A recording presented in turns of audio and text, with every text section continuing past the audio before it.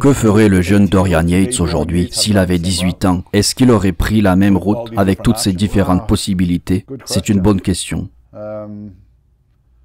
Probablement. Mais la vraie question est de savoir si Dorian Yates serait dans l'ombre aujourd'hui, dans le contexte actuel où l'industrie du bodybuilding est très présente sur les réseaux sociaux.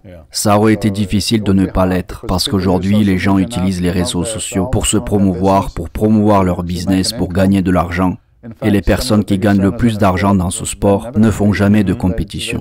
Ils sont juste présents sur les réseaux sociaux, ils obtiennent des millions d'abonnés et grâce à ça, ils génèrent des revenus.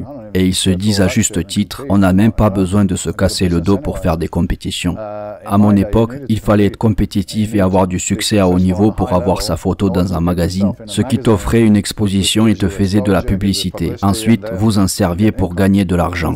Quelqu'un gagnait-il sa vie uniquement avec ce sport à ton époque? J'ai entendu dire que Shawn Ray était doué pour se faire de l'argent. De toute façon, quand t'es premier, tu gagnes forcément de l'argent parce que tu as les sponsors qui arrivent derrière. Mais même après, pour la deuxième ou la troisième place, tu touches 50 000, 40 000, 20 000 dollars.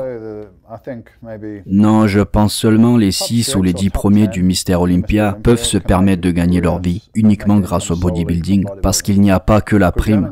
Vous avez aussi des contrats de sponsoring qui arrivent.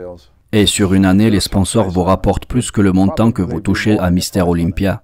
Et puis, il y a les frais d'apparition, les frais de posing en tant qu'invité, les séminaires, etc. C'est comme ça que l'on génère des revenus. Donc ce n'est pas seulement la prime à Olympia, mais comparé à d'autres sports, c'est de la petite monnaie. On est bien en train de parler de 400 000 dollars. C'est la prime que touchait le vainqueur à ton époque. Oui, c'est ce qui touchait le premier, un seul gars.